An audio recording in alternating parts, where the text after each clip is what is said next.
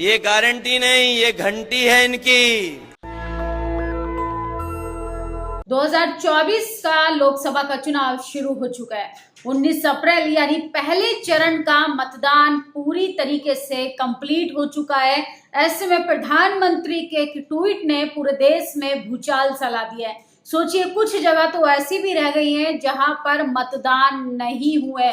ये काफी ज्यादा चिंता का विषय है। लेकिन सोचिए, अखिलेश यादव, तेजस्वी यादव ने किस तरीके से पीएम मोदी को घेरते हुए उन पर निशाना साधा और पहले ही चरण में बीजेपी का शो को फ्लॉप बताने का काम किया। आज तक की रिपोर्ट के मुताबिक पहले चरण में एनडीए के समर्थन में वोटिंग की गई। ऐसा देश के प्रधानमंत्री नरेंद्र मोदी कह रहे हैं। उन्होंने बड़ा ट्वीट किया है कि first phase great response, thank to all those who have voted today. Excellent feedback from today's voting. It's clear that people across India the voting for NDA in records number. सोचिए किस तरीके से मोदी जी का ये जो ट्वीट है, जो x पर उन्होंने कहा है कि पहले चरण का शानदार चुनाव रहा है, इसकी प्रतिक्रिया भी शानदार रही है। आज मतदान करने वाले सभी लोगों को धन्यवाद देते हुए आज के मतदान से शानदार प्रतिक्रिया मिल रही है। यह स्पष्ट है कि पूरे भारत में लोग रिकॉर्ड संख्या में एनडीए के लिए मतदान कर रहे हैं। सोचिए किस तरीके से देश के प्रधानमंत्री पहले ही चरण के चुनाव होते ही ये घोषणा कर चुके हैं कि एनडीए गठबंधन की जीत होने जा रही है। लेकिन तमाम तरीके की चीजें जब आप धरातल पे देखेंगे तो बीजेपी की किरकिरी हो रही है। सोचिए, लगातार धरना प्रदर्शन हो रहा है। जनता, महंगाई, बेरोजगारी, भ्रष्टाचार, यहाँ तक कि अस्पताल की अच्छी व्यवस्था ना होने के कारण किसान भी परेशान है, देश का जवान परेशान है, युवा परेशान है, महिलाएं परेशान है। और ऐसे में देश के प्रधानमंत्री बहुमत की सरकार बना रहे हैं और अपने ट्विटर हैंडल से ट्वीट कर देशवासियों को बधाई देते हैं और कह रहे हैं कि पहले चरण में भारी मात्रा में एनडीए के समर्थन में वोट हुआ। इसके साथ साथ अखिलेश यादव ने भी बड़ा ट्वीट कर देश के प्रधानमंत्री नरेंद्र मोदी को घेरने का काम किया है।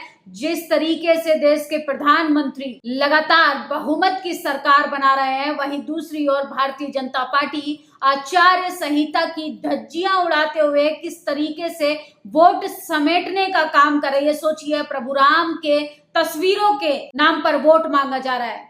उनके नाम का किस तरीके से प्रचार प्रसार कर वोट लुभाने की कोशिश कर रहे हैं और कैसे धर्म की, जाति के नाम पर लगातार भारतीय जनता पार्टी जो है वो वोटरों का ध्यान भटकाने की कोशिश कर रही है। अखिलेश यादव ने बड़ा ट्वीट किया है, भाजपा का पहले दिन पहला शो फ्लॉप हो गया। जनता को अब ना भाजपाइयों की अदाकारी अच्छी लग रही है, ना कहानी, ना घिसे पिटे डायलॉग्स। भाजपा की खिड़की खाली है। देश की जागरूक जनता को अपने नए भविष्य को चुनने के लिए अग्रिम बधाई। और जिन समाजों ने परंपरा से हटके इंडिया गठबंधन के उम्मीदवारों को खुलकर समर्थन में वोट दिया और लगातार दे रहे हैं, उन सभी की नई राजनीतिक चेतना को नमन। सोचिए, अखिलेश यादव के साथ साथ तेजस्वी यादव भी मैदान में कूद गए हैं। उन्होंने भी देश के प्रधानमंत्री नरेंद्र मोदी को घेरने का काम किया है। तेजस्वी यादव ने पहले चरण का चुनाव होते ही उन्होंने अपने ट्विटर हैंडल यानी एक्स पर लिखा है, 2024 में 400 पार वाली भाजपाई फिल्म फर्स्ट डे पहले ही सुपर फ्लॉप हो गई। काट की हांडी बार बार नहीं चढ़ती। बीजेपी के दिन अब लग चुके हैं। इनका झूठ और जुमलों का पहाड़ अब ढह चुका है। सोचिए किस तरीके से बीजेपी जो है पूरे तरीके से घिरती हुई नजर आ रही है। लेकिन देश के प्रधानमंत्री कैसे आचार्य संहिता की धज्जियां उड़ाते हुए, सोचिए, देशवासियों को धन्यवाद दे रहे हैं, इंडिया गठबंधन की जीत बता रहे हैं, बहुमत की सरकार बना रहे हैं, जबकि धरातल पे जनता भारतीय जनता पार्टी के नेताओं का खदेड़ा कर रही है। किस तरीके से उनका बायकॉट कर रहे हैं। यहाँ तक कि पूरा क्षत्रिय समाज ने तो बीजेपी का बहिष्कार तक कर दिया है। सोचिए किस तरीके से सेना को कमजोर किया लगातार बीजेपी सरकार ने। अग्निवीर योजना लाकर कैसे 69,000 शिक्षक भर्ती घोटाले को लेकर तमाम छात्र जो है लंबे अरसे से धरना दे रहे थे। इसके बाद भी नियुक्ति पत्र का आश्वासन तो दिया जाता है, लेकिन नियुक्ति पत्र के बदले उनको प्रशासन के लात घूसे खिलवाने का एक काम करती है। डबल इंजन की सरकार, डबल विकास की गारंटी का ढिंडोरा पीटने वाली अब पूरे तरीके से खोखली साबित होती हुई नजर आ रही है। तेजस्वी यादव ने आगे लिखा है, प्रथम चरण के मतदान के बाद स्पष्ट हो गया है कि जनता इंडिया को जिता रही है। पहले चरण में ही बीजेपी के 400 पार के नारे को 004 पढ़ा जाए, क्योंकि जनता ने उल्टी गिनती शुरू कर दी है। किसानों, नौजवानों, व्यापारियों, कर्मचारियों, छात्रों, महिलाओं, खिलाड़ी एवं नौकरी रोजी रोटी संविधान लोकतंत्र के साथ खिलवाड़ करने वालों को जनता वोट की चोट से हरा रही है। आज उजियारपुर लोकसभा क्षेत्र में महागठबंधन समर्थित आरजेडी प्रत्याशी आलोक मेहता के साथ जन समूह की ये संख्या देखिए, किस तरीके से लोगों का जन सैलाब उमड़ रहा है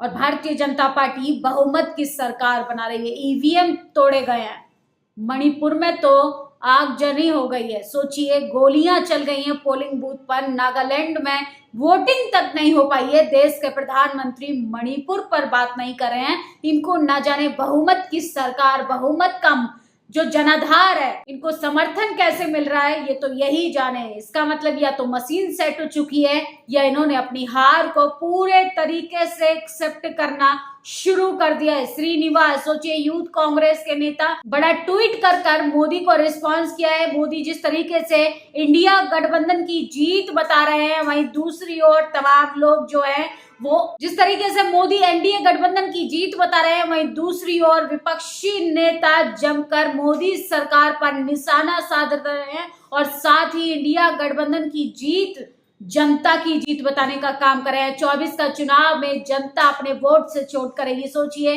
मणिपुर में मतदान केंद्रों पर गोलीबारी और आगजनी के बीच बम्पर वोटिंग, 68% से ज्यादा मतदान हुए, लेकिन देश के प्रधानमंत्री मणिपुर पर नहीं बोलेंगे। इसके साथ साथ नेहा राठौर ने बड़ा ट्वीट किया है, प्रणाम सर, आपकी पार्टी धर्म के नाम पर वोट मांगकर आचार्य संहिता का उल्लंघन करिए। लोकतंत्र की मर्यादाओं को लांघकर आप मर्यादा पुरुषोत्तम राम के नाम पर कैसे वोट मांग सकते हैं? आपकी पार्टी को लोकतांत्रिक मूल्यों का सम्मान करना चाहिए। बाकी रामलला का मंदिर तो बन ही रहा है, लेकिन आप अपनी सरकार को कैसे बनने से बचाएंगे? सोचिए, किस तरीके से लगातार जो है बीजेपी का विरोध हो रहा है और तमाम लोग जो है सोशल मीडिया के जरिए भारतीय जनता पार्टी की पोल खोल रहे हैं और दूसरी ओर बीजेपी के प्रधानमंत्री किस तरीके से एनडीए की सरकार बना रहे हैं। सोचिए, किस तरीके से नरवाना में सिरसा के लोकसभा प्रत्याशी अशोक तंवर का किसानों ने भारी प्रदर्शन किया।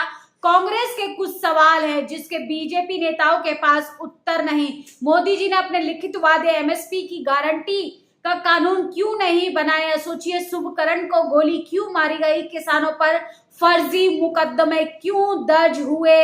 इन सब पर बात नहीं कर रहे हैं, लेकिन मोदी जी अपने ट्वीट के जरिए अपनी सरकार बनाने का काम कर रहे हैं। सोचिए, अखिलेश यादव ने भी बड़ी बात कही, ये गारंटी दे रहे हैं जिन्हें कभी कोरोना भगाने के लिए ताली थाली बजवाई थी, ये गारंटी नहीं, ये घंटी है और हम इनकी गारंटियों में अब आने वाले नहीं है। तो ये है मोदी सरकार का विकास, ये है मोदी सरकार की बहुमत की सरकार। किस तरीके से मोदी जी का जो है वो डंका जो है वो पूरे तरीके से खत्म हो गया है। चुनाव आयोग का विश्वास भी जनता के बीच में लगातार कम होता दिखाई दे रहा है। सोचिए, वोट देने जा रहे हैं तो याद रखिएगा, रामलला का मंदिर किसने बनवाया था? प्रशांत कनौजिया ने बड़ा ट्वीट किया है, चुनाव आयोग मरा हुआ है। सोचिए, चुनाव आयोग से लोग सवाल कर रहे हैं।